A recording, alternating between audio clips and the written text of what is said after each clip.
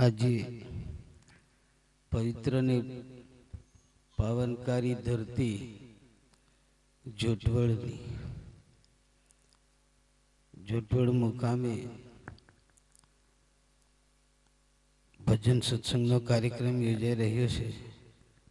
એમાં ઉપસ્થિત પારગધામ કબીર આશ્રમ મુલદરથી પૂજ્યપાદ ગુરુદેવ શ્રી નરેશ સાહેબજી, અહીંયા કબીર આશ્રમ આપણું જોટવડ કહેવાય। જોટવડ કબીર આશ્રમથી ઉપસ્થિત જયા સાહેબ, તેમની સાથે બીજા સાધ્વી બહેનો પણ છે અને ભંડારી સાહેબ, વડીલ ભક્ત સજ્જનો, ભાઈઓ બહેનો, સગા સ્નેહીજનો અને બાળકો સૌને અહીંયા કાર્યક્રમમાં ઉપસ્થિત રહેવા બદલ રીવાભાઈના કુટુંબ પરિવારથી હાર્દિક સ્વાગત છે। રીવાભાઈ જોટવડ ખાતે એમના પટાંગણમાં ઘરના ચોગાનમાં કબીર પંથનું, કબીર સંપ્રદાયનું ભજન આ ગામની અંદર પ્રથમ યોજી રહ્યા છે। એવો ભજન જ કરે।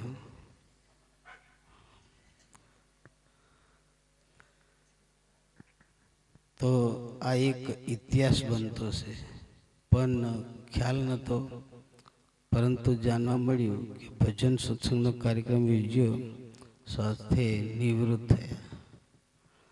એટલે એ નોકરીમાંથી નિવૃત્ત થયા પછી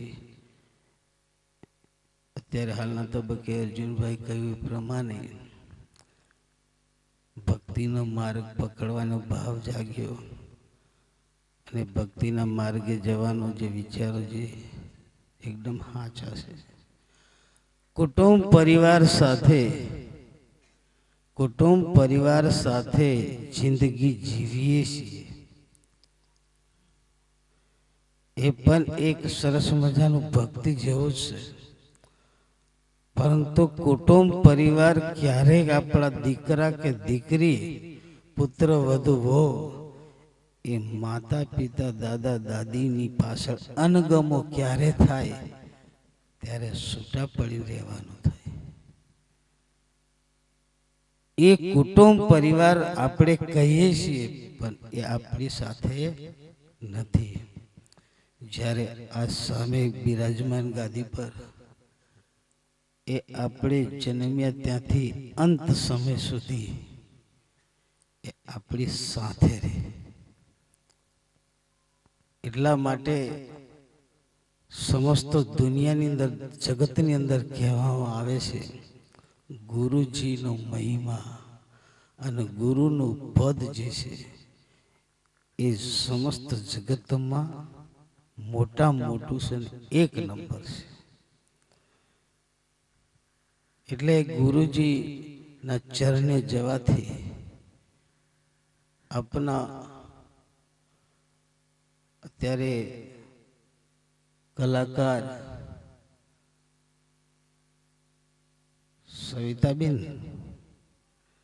સવિતાબેન સરસ મજાના ભજન ગાતા હતા। બહેનોને એમ થતું હશે કે કોકનું તેલ ચડે તા અમારો વટ પડે। આજે સવિતાબેન ભજન ગાય એટલે એમને કદાચ એમ જીતનો રાગ ગોઠવી દઈએ એમ કહેતા છે। જ્યાં સવિતાબેન, કોકિલાબેન, રમીલાબેન એ એક માળાના મનકા છે, એમના કુટુંબ પરિવારના સભ્યો છે। અત્યારે હાલ એમની સાથે મોટા ભાઈ કે નાના ભાઈ પણ હાથે આવેલા છે, એ જાણવા મળ્યું છે। અને એ આપણને એક આનંદ, મનોરંજન લાગે, પણ વાસ્તવિક રીતે ગુરુ વાણી સાંભળીએ એટલે આપણને એક લગ્ની લાગે, એક વૈરાગમય બનાય. ભાઈઓ અને બહેનોને સૌને એ એવી કલા રજૂ કરે. કોઈકને માથું ડોલાવાય, કોઈક હાથથી તાળી પાડે, કોઈક ગમ નાચી ઉઠે. એને ભક્તિનો મહિમા સમજાય ધીરે ધીરે અને ભક્તિમય બની જાય, ગુરુમય બની જાય. બાકી આખી જિંદગી એમ આપણે કસમની જે સત્સંગ સાંભળીએ નહીં, ગાયેલું સાંભળીએ, કઈ નહીં, ચીમલી વાગે કેસેટની કૂદીએ ડીજેમાં, એવું થાય. ડીજેમાં શું થાય? ચીમલી વાગે અને નાચવાનું મન થાય, પણ આ ભજન વાગે તો કોઈને સાંભળવાનું મન થાય, મનમાં એમ કંઈક થાય. બીજા તો ભજનમાં હરાય મુનિ મહારાજ ભજનમાં હો કૂદે,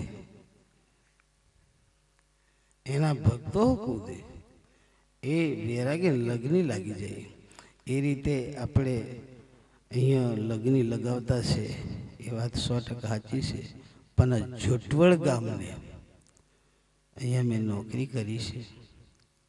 મેં બી રેવાભાઈની જેમ નિવૃત્ત થયો છું. અને વિઠ્ઠલભાઈ જે કહેવાના હતા, ઠરચી નિવાસી મામલતદાર બન્યા હતા, એ બાળપણના દોસ્તાર છે રેવાભાઈ ને વિઠ્ઠલભાઈ. એમની પૂર્વની પ્રીતો છે. અહીંયા આશ્રમમાં બનતા ત્યારથી જે ઉત્તર બુનિયાદી આશ્રમ શાળા ને નારકોટ, બંને જણને હાર પહેરાવાના છે. એ બંને જણ રિટાયર થયા છે. રેવાભાઈ પણ ઊભા થશો અને વિઠ્ઠલભાઈ પણ આવશો. અને એ નોકરી વડોદરામાં, રેવાભાઈ કોર્પોરેશનમાં, અને આ પણ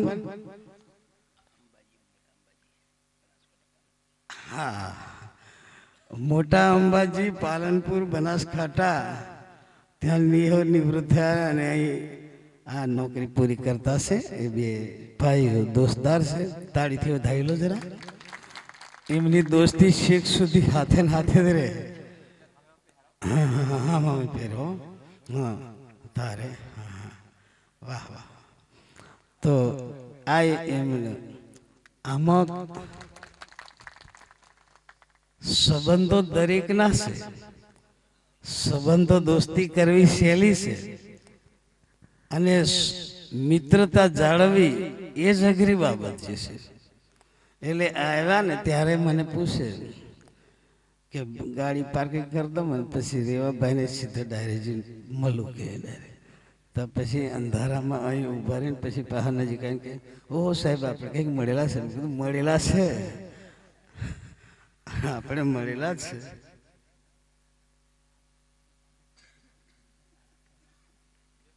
સરસ સરસ. હા એટલે એ તારીખ જ આપી દો ને, તમારે કકાર કરવાનું છે. એ એમને વિચારો દે કહેતા હતા મને હો કંઈક પરિવર્તન થાય છે. પણ એ મને શું કીધું ખબર? રાયમુનિ મહારાજનો મેં ચેલો, એટલે રાયમુનિ મહારાજને સાહેબને બોલાવ્યું.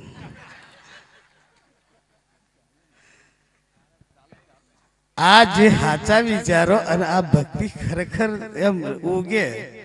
હવે અગત્યની બાબતો પર રીવાભાઈના પરિવારની, રીવાભાઈનો પરિવાર જે છે એ ખરેખર એમના કુટુંબ પરિવારના સભ્યો સાથે એક અલગ જ વાતાવરણ નિર્માણ કાલથી થશે. આજેથી નહીં. અહીંયા જે એમને જે કે મંડપની વ્યવસ્થા કરી, મંડપ ભરચક થઈ ગયો, ભરાઈ ગયો, અને બીજા ખાઈને હોઈ જશે. તે એમને પુણ્ય મળવાનું મળવાનું મળવાનું. એ આ પુરુષાર્થ પરમાર્થ જે જે કરે છે તેને 100% આશીર્વાદ, દુઆ, આરાધ્ય ઈષ્ટદેવ, ગુરુદેવ, પરમ કૃપાળુ, પરમ પિતા પ્રભુ તરફથી મળે મળે મળે છે.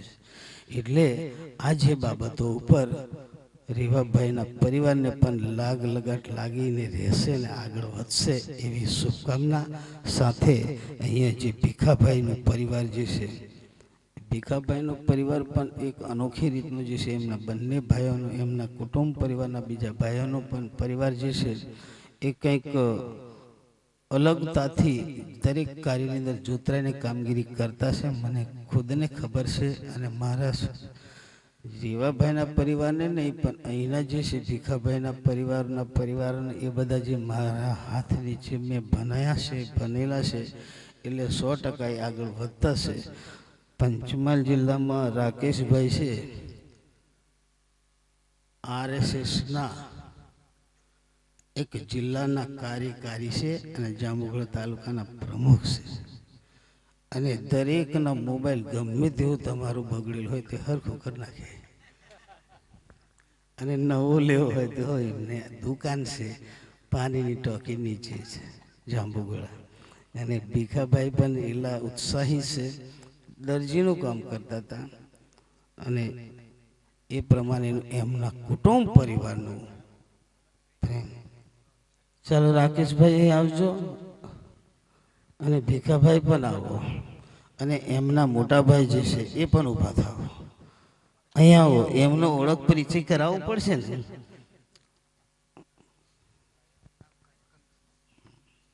હાર કાઢી આપો. રાકેશભાઈ કહીએ. સરસ. આ બધા પરિવારના સભ્યો જે છે એ બહુ સરસ અને સારી કામગીરી કરશે એવી ગુરુજી તરફથી દુઆ અને આશીર્વાદ મળશે એમાં બે મત નથી. હવે મારે આપ સૌને એક નિવેદન કરવું છે કે ભક્તિ કરતા કરતા છૂટે મારો પ્રાણ પ્રભુ એવું મેં માંગુ છું, એવું ગુરુજી પાસેથી માંગવાનું હોય. અને ગુરુજીનો પ્રથમ પગ પડતો હોય જોટવડ ગામની અંદર, એ જોટવડ ગામના જે ઉપસ્થિત ભક્ત સજ્જનો સૌને એવી દુઆ એવા આશીર્વાદ મળે કે સૌને બધાને એમને અમે એવું નહીં કહેતા કે તમે નરેશ સાહેબને બોલાવજો ગુરુજી કરજો, પણ ભક્તિના માર્ગની અંદર જવાથી આપણું આ જન્મ મરણ જે કંઈક સારું થાય, જન્મ જોરદાર લઈને આવેલા હોય પણ મરવાનું સારું કરવાનું હોય ને આપણે એ મરવાનું સારું કરવા માટે આવા કાર્યક્રમો જવાનું બેહવાનું છે. જેને જીવતા આવડે એને મરતા આવડે એમ કહેવાય છે. એટલે આપણે જીવતા શીખવાનું છે અને પછી મરતા પણ શીખવાનું છે. મરવાનું કેવા કે મર્યા પછી જીવતા રહેવાનું પાછું. એ કેવી રીતે જીવતા રહેવાય? જે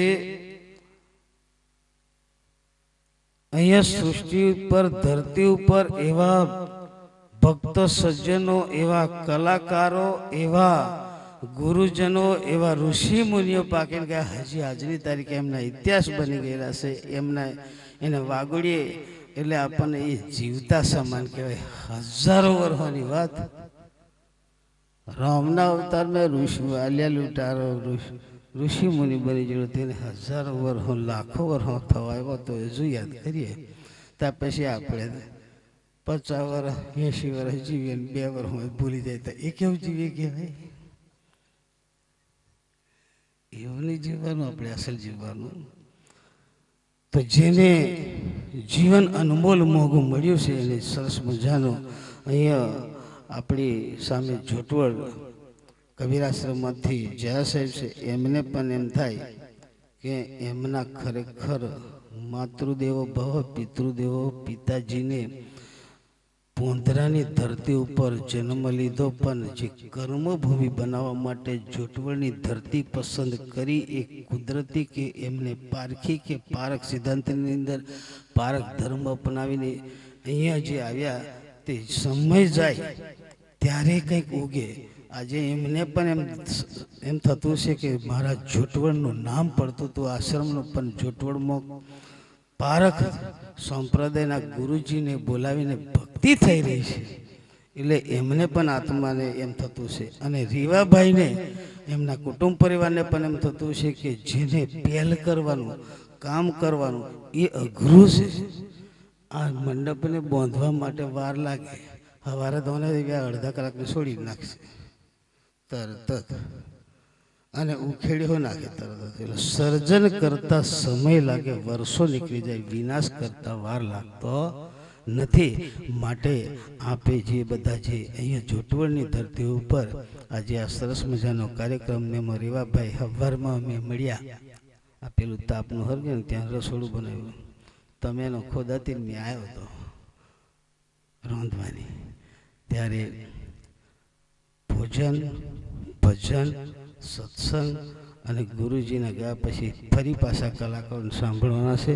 કલાકારો કહું ભૈલું આવીને છે ને જે તબલા વગાડવાવાળા કનુભાઈ સિમલિયા અને ધર્મેન્દ્રભાઈ ઊંઢવન બેનજાને ઓક્ટોપેડા ગોરધનભાઈ એવો આજે રમૂજમાં છે, કંઈક આનંદમાં છે. એટલા બધા સરસ બેન જો વગાડે તો ધમોદ કંઈ ટેટે ટેટે એમ કરી નાખે. અને આજે કંઈક અલગ જ વાતાવરણ છે. એટલે એ ભજનની રમઝટ પણ જોરદાર સાંભળવા મળશે અને બધો લાભ લેજો. નીંદર આવે તેઓ કાઠો જેવી રાખજો, બગાહો લઈ લઈને પણ પાછા બેહજો.